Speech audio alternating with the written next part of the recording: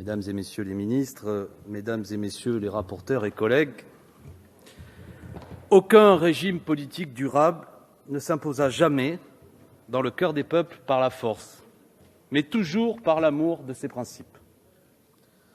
Un grand républicain, dont la statue est non loin d'ici, à Odéon, disait « Les peuples n'aiment pas les missionnaires armés ». C'était Danton. Alors oui, tout républicain doit agir constamment pour faire aimer la République et ses principes fondateurs. Cette tâche de conviction, on disait autrefois de vertu républicaine, ne peut pas être une succession de vexations et de suspicions envers certains de nos concitoyens et leurs associations cultuelles, au nom de prétendus liens ou d'une complaisance jamais finalement démontrée avec des actes terroristes que tous ont toujours condamnés publiquement. Oui, monsieur le ministre, nous avons amené un combat idéologique, vous l'avez dit ce matin, mais seules des idées de progrès, de justice peuvent l'emporter sur d'autres idées. Et où est la recherche de l'adhésion aux citoyens, qui devrait passer par le renforcement de droits acquis ou l'acquisition de nouveaux droits, quand l'examen de votre texte démontre qu'un tiers des articles renforce des dispositifs de contrôle et un quart définissent essentiellement des peines d'emprisonnement? Où est le grand texte de liberté dont certains orateurs ont vanté les mérites depuis une demi-heure, une heure? Étrange paradoxe, rarement nos gouvernements successifs ne se sont autant réclamés jusqu'à l'ivresse des mots de la République et la laïcité, mais jamais leurs politiques ne s'en sont autant éloignés. Car si la République a de vrais ennemis armés, notamment ceux qui l'attaquent au nom dernièrement d'un islamisme politique violent ou obscurantiste, mais ils ne sont pas les seuls à s'armer contre la République. L'extrême droite aussi veille. La République a aussi de faux amis qui ne cessent de parler d'elle bruyamment en son nom, mais qui la détruisent de l'intérieur depuis des années, notamment au nom de politiques ultralibérales qui creusent les inégalités sociales et font douter de la République. La nature a horreur du vide. Il en est de même en politique. Et quand la République recule, ce vide politique et social laissé se remplit progressivement d'autres règles, parfois issues de coutumes et de traditions rassurantes, parfois faites de solidarité locale, mais parfois exaltant des particularismes identitaires ou religieux qui ne bâtissent plus du commun, mais enferment les citoyens dans des identités irréductibles. Gardons-nous néanmoins d'être simplistes. La pauvreté et la relégation sociale, ces particularismes plus subis que voulus, comme disait la commission Stasi en 2003, ne sont pas des explications suffisantes pour comprendre les dynamiques psychologiques qui entraînent qu'un homme devenu ivre de fanatisme religieux assassine la rédaction d'un journal satirique, les clients d'un commerce cachère, un enseignant décapité, des fidèles égorgés dans une église. Mais c'est vous qui, dans l'exposé des motifs de ce texte, avez fait un lien discutable entre des pratiques confessionnelles rigoristes et les attentats qui nous ont endeuillés. Parce que le débat qui s'ouvre ne doit pas être l'occasion d'un grand déversoir de haine qui ne ferait que disloquer davantage notre nation, il faut préciser les mots. Quels sont les principes républicains que vous voulez voir respectés? Finalement, ils sont assez simples. Ils se trouvent dans notre devise républicaine, liberté, égalité, fraternité. Ou pour dire la même chose, avec les mots compris dans notre Constitution, notamment depuis 1946, une république démocratique, laïque et sociale. Ces trois principes avancent ensemble. C'est toute l'histoire de notre pays qui en témoigne. Vous oubliez un seul de ces principes, dès lors les deux autres n'ont plus aucun sens. Alors, collègues d'En Marche, êtes-vous vraiment à l'aise? Pensez-vous que vous respectez ces trois principes depuis 2017? Où est la République démocratique? Où est la République démocratique quand le pouvoir se concentre comme jamais entre les mains d'un seul homme, quand nous traversons une crise sanitaire sans précédent et que les principales décisions sont prises par un homme ou un conseil de défense qui réunit des gens qui ne sont pour certains même pas élus?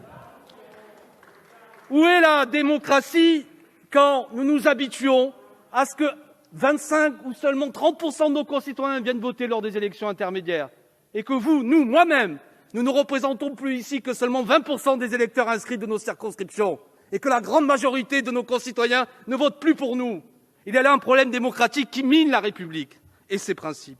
Où est la République sociale quand nous en sommes désormais à presque 10 millions de nos concitoyens qui vivent sous le seuil de pauvreté, 15% de la population? Comment oser donner des leçons de République quand on laisse se développer ce fléau qui est profondément anti-républicain? Enfin, où est la République laïque? Condition de la liberté de conscience, du droit de croire et de ne pas croire, la garantie la liberté de culte, mais aussi la liberté de critiquer les cultes. La laïcité, après des siècles d'alliances néfastes entre le pouvoir temporel et spirituel, entre le sabre et le goupillon, comme on disait, et donc une stricte séparation de l'État, chose commune à tous, et des églises. Clin d'œil de l'histoire, l'acte de naissance de laïcité est un acte de séparatisme. L'État doit veiller à assurer sa neutralité, comme celle de ses représentants et aussi de ses élus, j'y reviendrai tout à l'heure. Mais elle doit laisser les citoyens tranquilles qui, eux, n'ont pas à respecter les principes de neutralité. La laïcité n'est ni l'athéisme, ni l'anticléricalisme d'État. Attitude encore plus odieuse quand il y a des prétextes d'acharnement, parfois au nom de la laïcité mal comprise, envers un culte, mais de la complaisance envers d'autres. L'État républicain n'a à financer aucun culte. Ces grands principes sont-ils actuellement respectés ? Hélas, non. Où est la grande promesse de 1905 ? Hélas, piétinée. Votre laïcité est souvent à géométrie variable, ce qui ne la rend ni compréhensible ni convaincante aux yeux de millions de nos concitoyens. Voilà le paradoxe que vous représentez. Vous appelez à des respects de principes républicains dans les intitulés de votre projet de loi, mais vous les piétinez ou les laissez piétiner par vos politiques économiques et sociales, et vous avez souvent une claire incompréhension de ce qu'est la laïcité. Votre texte n'est finalement qu'un mélange confus de mesures d'un état d'esprit entre affichage et fichage. Votre texte est prolixe sur certains points, déjà souvent interdits par la loi, sans s'interroger pourquoi ces pratiques que nous condamnons tous, malgré le fait qu'elles soient interdites par la loi, se développent encore. D'ailleurs, au passage, tous les collègues qui ont participé aux travaux des auditions de la commission spéciale restent sur leur faim en matière de chiffres, de faits partagés, de statistiques. Nous savons bien peu de choses sur ces phénomènes sur lesquels nous légiférons. Votre texte, ensuite, est silencieux et sans courage réel devant les problèmes terribles qui s'aggravent et qui remettent en cause le respect de nos principes républicains. Je les ai nommés pauvreté, chômage, dégradation des services publics, une école publique abîmée, une police sans moyens, des systèmes de transport bien souvent de faible qualité dans les quartiers populaires, notre hôpital et notre système de santé malmenés. Voilà ce qui remet en cause les principes républicains. On aurait pu s'interroger aussi, j'y reviendrai, sur pourquoi 100 000 enfants chaque année sortent du système scolaire sans aucune qualification. Pourquoi nous ne faisons rien pour s'interroger sur le devenir de 50 à 60 000, peut-être 80 000 enfants qui sont dans des familles qui ont des pratiques sectaires. Et nous n'avons pas donné les moyens véritablement à travers la Miviludes de comprendre ces phénomènes qui mettent en danger des enfants. Mais ensuite, ce texte est bien sûr suspicieux envers un culte et contre des associations cultuelles. J'ai nommé les musulmans.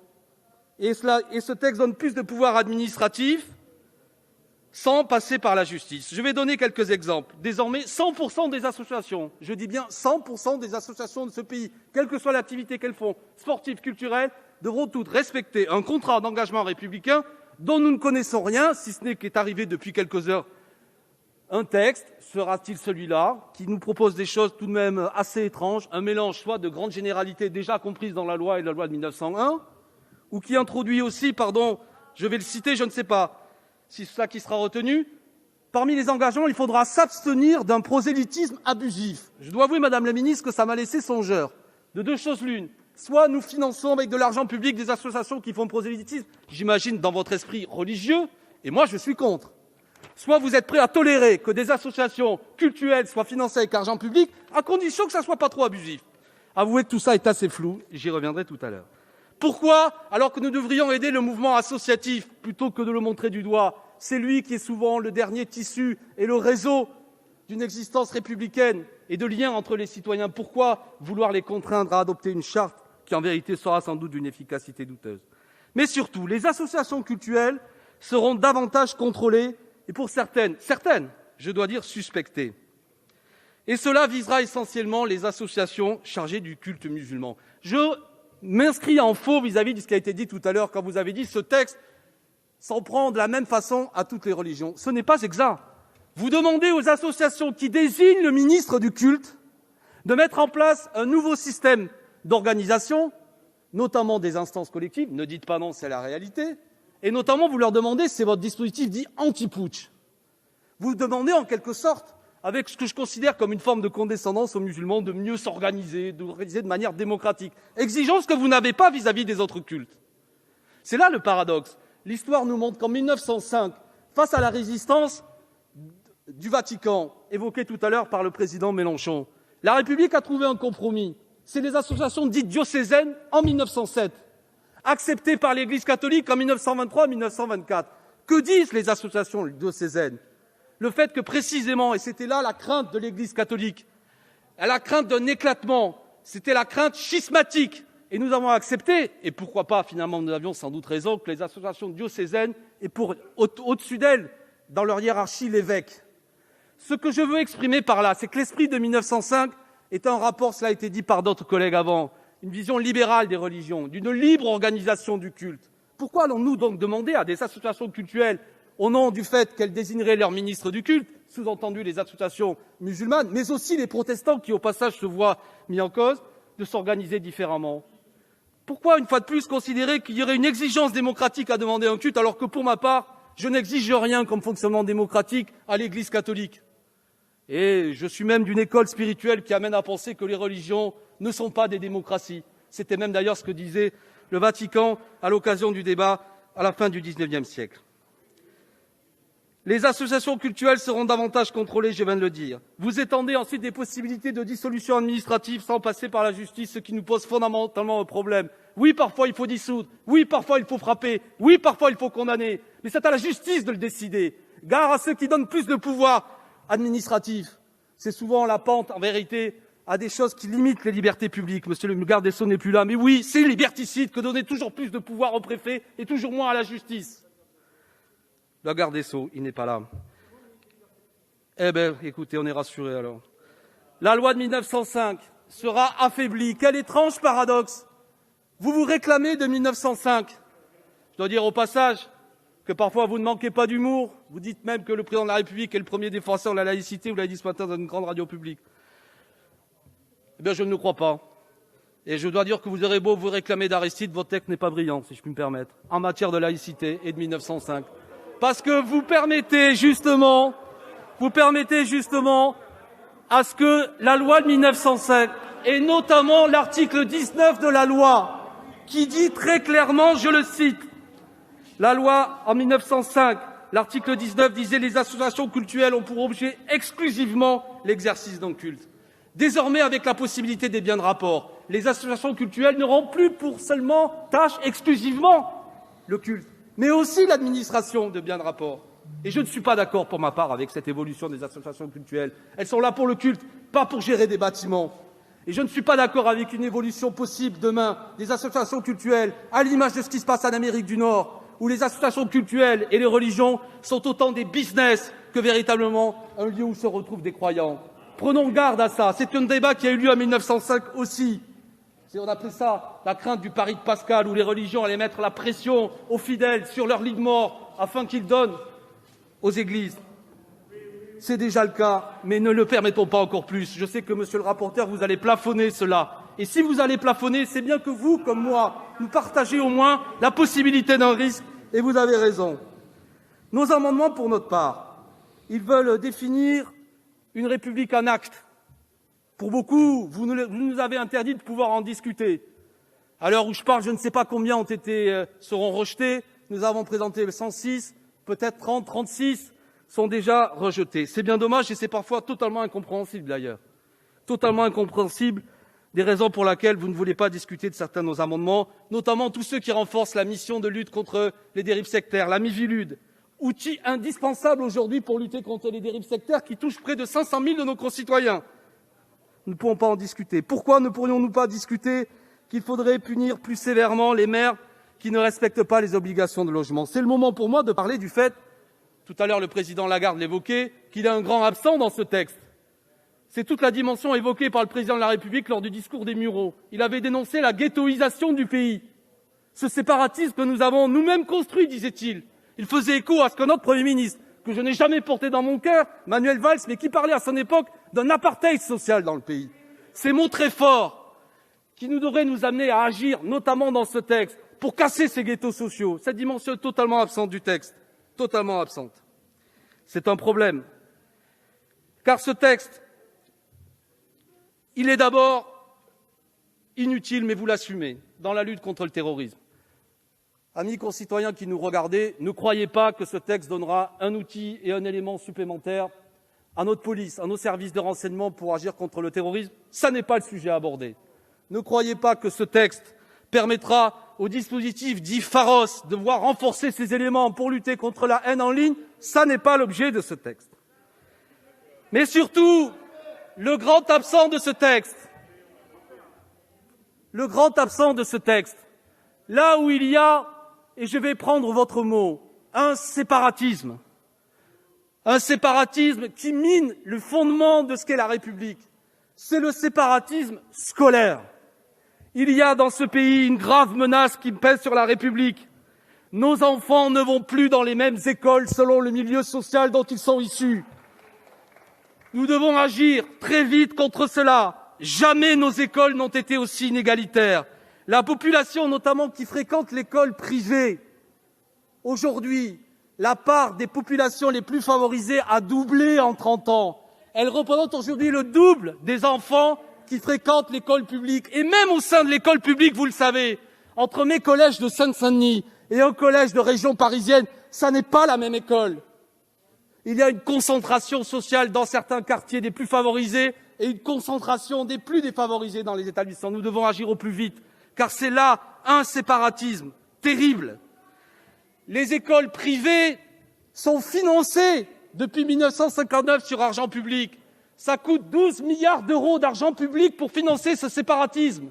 C'est 20% des recettes de l'impôt sur le revenu qui servent à financer cette concurrence au service public.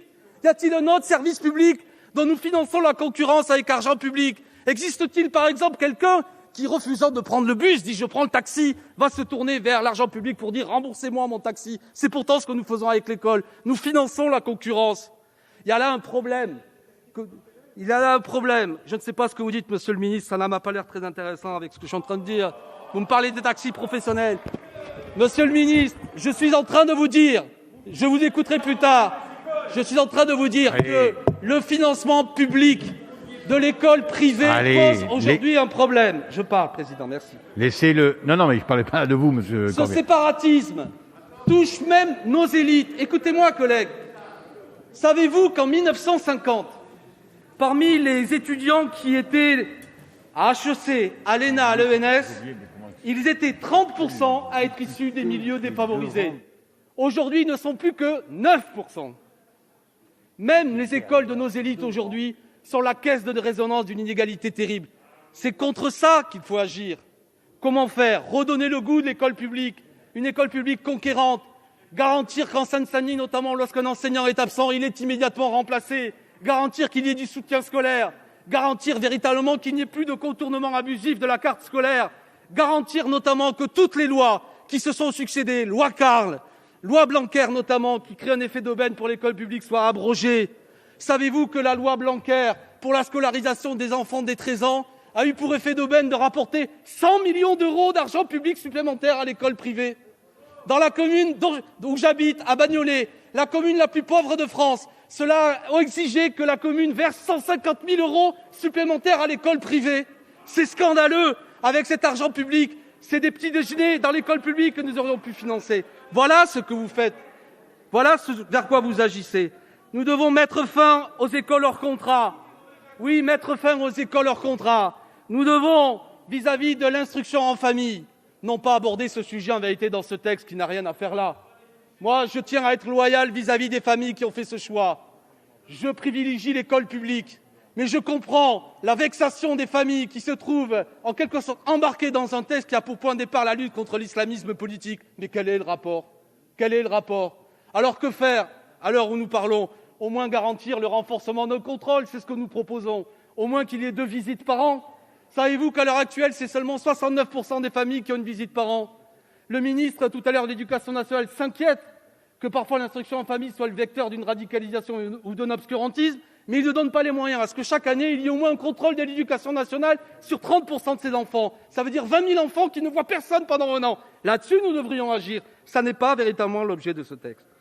Nous devrions aussi abroger Les déductions fiscales dont bénéficient les associations cultuelles, nous n'avons pas à financer par argent public le culte. Ça n'était pas dans la loi de 1905. Savez-vous, selon l'économiste Thomas Piketty, c'est ainsi 200 millions d'euros d'argent public qui échappent à la recette, qui pourrait servir à financer une meilleure école publique.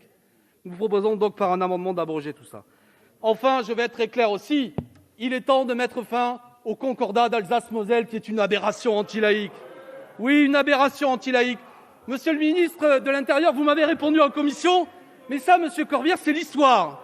Je dois dire qu'avec un tel argument, on ne fait rien, parce que l'histoire fait qu'il y a encore, jusque dans les années 70, les femmes devaient demander à leur mari le domicile ou pouvoir ouvrir un compte en banque. Il faut abroger 1905, collègues de droite, écoutez-moi. Mes chers collègues, vous laissez l'orateur s'exprimer. Oui, Monsieur Minot. Il faut abroger le concordat d'Alsace-Moselle.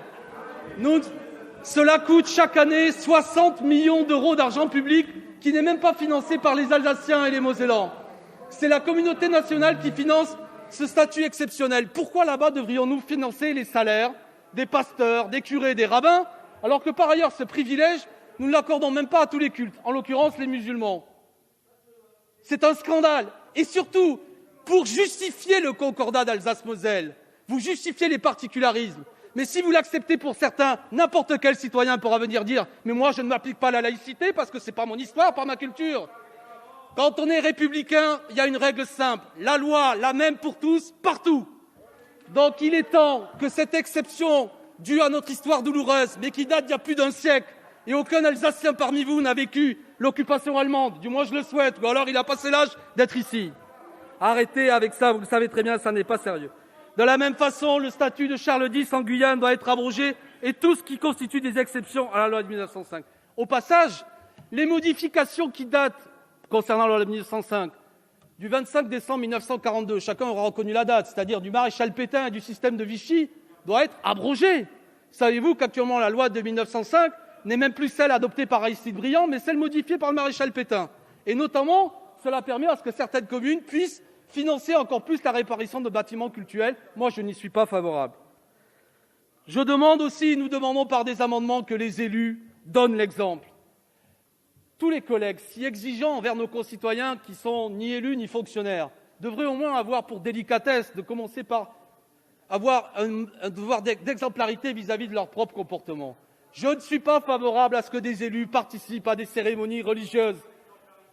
Oui, il est totalement incompréhensible que des élus participent à des cérémonies religieuses que rien ne justifie, ni la gravité d'un événement, ni le caractère exceptionnel. Oui, rien ne justifie qu'à Nice, des élus participent chaque année à la messe pour célébrer les vœux de Nice, parce qu'en 1832, la ville s'est dédiée à la Vierge pour éviter que le choléra frappe les villes. Monsieur Ciotti, qui n'est pas là, Monsieur Estrosi, n'ont rien à faire dans cette messe dont ils font publicité sur leur matériel municipal. De la même façon, Madame Ménard, à l'occasion du débat, et je l'en remercie pour sa franchise, m'a été choqué à l'idée que je trouvais absolument incroyable qu'à Béziers, ville qui m'est chère, le maire invite l'ensemble de ses habitants à une messe municipale appelée sur panneau Jean-Claude Decaux et financée par de l'argent municipal. Madame Ménard, à cette occasion, m'a répondu, je vous cite, madame, et je vous remercie pour votre cohérence, que les élus participent ou même organisent la messe. Quoi de plus normal, m'a dit madame Ménard. Vous avez cité la messe de la Feria, mais le maire de Béziers, monsieur Robert Ménard, a jugé bon de la proposer au plus grand nombre, chrétiens ou non chrétiens. Merci madame. Donc on a là-bas des messes municipales, avec les élus au premier rang, mais sans sectarisme. Tout le monde est bienvenu, y compris les musulmans. Est-ce tolérable en République laïque? Il faut que tout cela cesse. Voilà, mes chers collègues, il faut lutter contre le séparatisme des riches, celui qui nous coûte cher. C'est cela le sens de nos amendements. En finir avec ceux qui échappent à l'impôt. Nous proposons l'impôt universel. Nous proposions le rétablissement de l'ISF. Toute une série de mesures de justice sociale. Chers collègues, je vais conclure.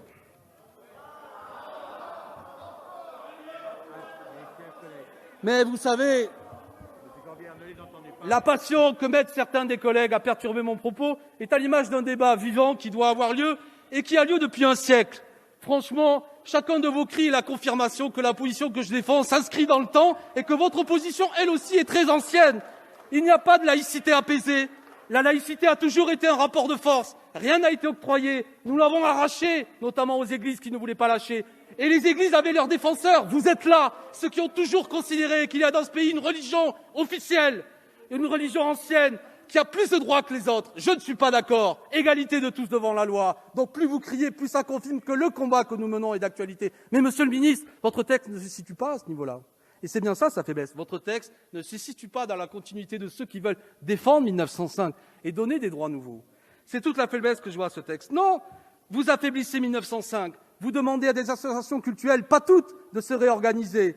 Vous ne donnez pas les moyens véritablement à ce que le citoyen, notamment à travers l'école publique, va renforcer son émancipation, etc., etc. Je crois que ce qui monte dans le pays, ça n'est pas une grande volonté de séparation, mais une volonté de réparation des dégâts des politiques économiques qui ont été faits contre la République.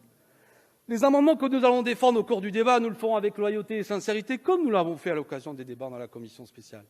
Ce sont des amendements qui se situent dans la grande continuité du combat laïque et républicain. Oui, c'est au nom du respect des principes républicains que nous défendrons nos 70 amendements.